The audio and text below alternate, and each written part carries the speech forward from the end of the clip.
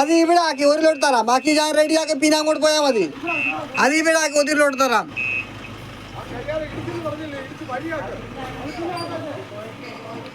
ഇത് ഞാൻ റെഡിയാക്കി തരാം.